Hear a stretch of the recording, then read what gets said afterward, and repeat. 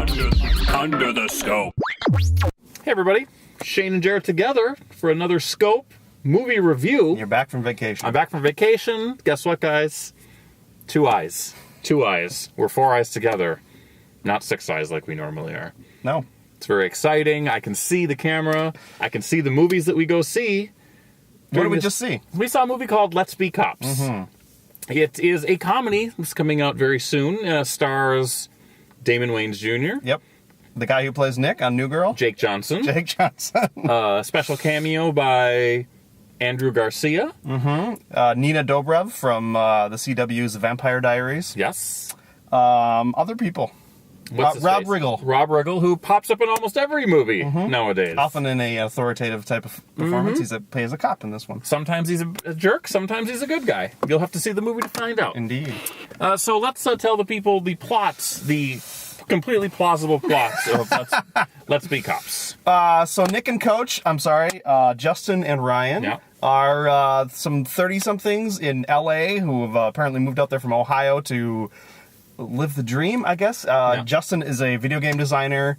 Ryan is a former college football star who injured himself at some point and has sort of not really found his footing since then.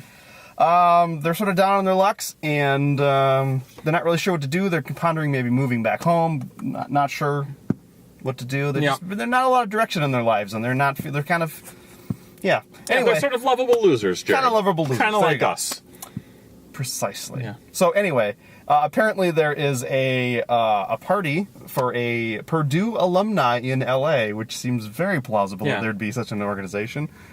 And Ryan says it's Don't get caught in the details. Right. Jared, Ryan please. says it's a costume party, and that they should go in costume. He says he's originally suggests ghosts, but then he realizes that Justin, having just failed a pitch meeting at his job for a police-based video game, has these prop costumes. Actually, they're real costumes of police officers. So Ryan says, "Let's be cops." And there you go. There's and your they plot. go off to this party that turns out to not be a costume party, but a masquerade instead. Yeah. Sorry, I spoiled it. Oops. Yeah, well, it's early, Jared. It's early in the film. It is. You're not really giving away a key plot. But it turns out that there are some fringe benefits to being a cop. Women notice you. Yeah. You can get into cool clubs. You can be masters of authority and boss people around. Exactly. And very quickly, Ryan sees this opportunity to sort of change his ways. He falls into this role very, very easily. It's almost like he's studying his football playbook again. Yeah. He enjoys being an authority figure, and he enjoys the structure of it. And in all ways, it feels he really, really wants to be a cop, even though they're not cops. Yeah. Justin, much more reluctant. And so our dynamic is born. Yes, and unsurprisingly, because there has to be consequences to pretending to be cops, they sort of stumble into some illegal activities, and then there's some Russian/Eastern European We're not really gangsters sure. are causing trouble for the locals, including Justin's new girlfriend. What's her name? Josie, played by Nina Dobrev. Very good, Jared. And so, of course, they've got multiple problems on multiple fronts. They have to deal with this Russian mobster group, and they also have to deal with the issue of lying to the world. Right, and the legal ramifications of impersonating a police officer, which are severe. Which are steep and plentiful, depending upon what you do. Exactly. So that's the movie, and obviously you can extrapolate what happens, but it goes from silly farce to kind of serious, which a lot of times movies of this nature do. Yeah. I mean, we saw the same thing in The Heat. We did. Where, you're dealing with serious subject matter in a funny way, and eventually you're going to have to deal with that. And they do. Yeah. And so the movie goes on. So That's a good way to talk around it. yeah.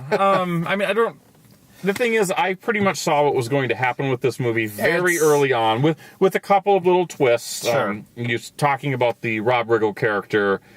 He was the dark horse. I wasn't sure if he was going to be good or bad. Correct. I mean, they set him up to be one or the other. You're not quite sure. Yeah. He's a little ambiguous. Yeah, I do have to say that there was a scene where the two main characters end up going on a bit of a not a stakeout, but they're searching a break-in. And at the end of the break-in, the two fake cops sort of run off, and Rob Riggle's character just sort of watches them go. Yeah. And he gives sort of a weird, I don't know, it was strange. It was hard for me to pin down what they were going for. I don't know if it was a case of misdirection or a case of them not really knowing what to do with it. Because sometimes when you're dealing with guys that are dressing up like cops, sometimes you don't know what to do with it. Well, I think what you're seeing is a byproduct of this sort of fantasy world that the film creates. Yeah. This world where somebody could actually get a hold of two authentic police officer uniforms and be able to get an authentic police car and basically masquerade as police officers for weeks on end. Yeah. And that is, I think, the way the film both succeeds and fails. Because when it completely buys into this world, this fantasy world where you can be a cop, it's genuinely funny. Yeah, a lot of people, a lot of laughs. We both laughed. I laughed an awful lot in those situations. Where it starts to fall apart is when the real-world consequences of impersonating a cop and thinking you can actually do cop stuff starts to crash down on these two. And then you're basically, this is the third act, you're really just ripped right out of the story. And they're in mortal danger. They're in mortal danger. Knowing full well that nothing's going to happen to them. Well, no, because it's a comedy in the end, but that's where the film struggles, and I think it kind of falls on its face a little bit. It's jarring. Yeah, and I mean, throughout the movie, I was saying this to myself, I'm really conflicted with this, because there are times when it is funny, and I don't even know if I laughed at when they completely bought into it. All the time. It's just one of those things where sometimes it worked and sometimes it didn't. And I can't put my finger on completely when it did and when it didn't. I thought it started off slow. Sort of getting into it, and then as it went on and you're sort of seeing this world a little bit more, then you can buy into it.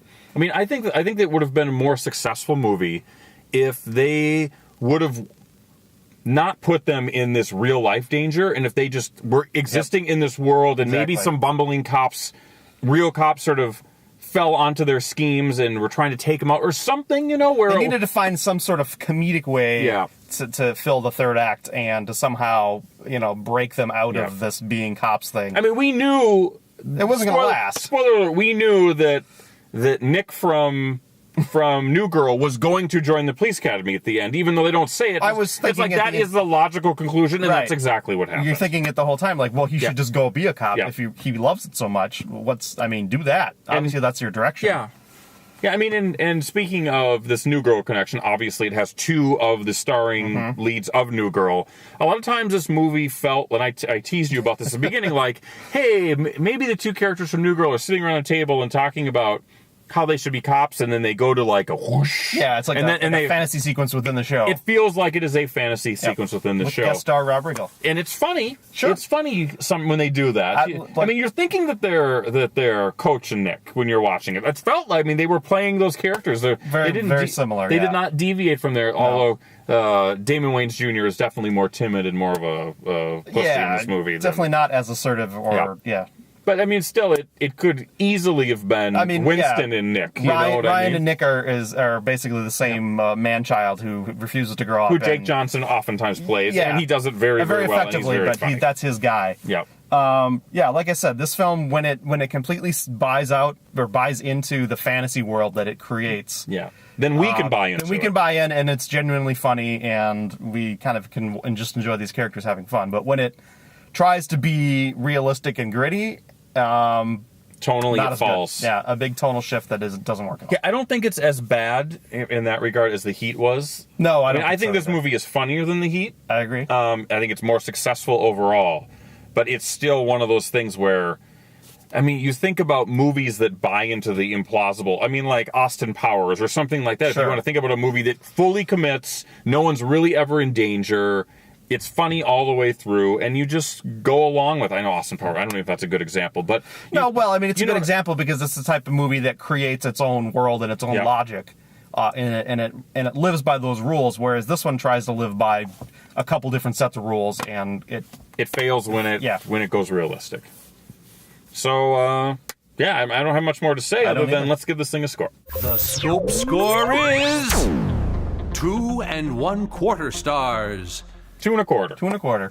So it's above average. Above average. It's, typical summer comedy fare. It's sort of in the middle when it comes to the funny movies this summer. Definitely some genuine laughs, but be prepared for a third act that doesn't succeed. Doesn't succeed.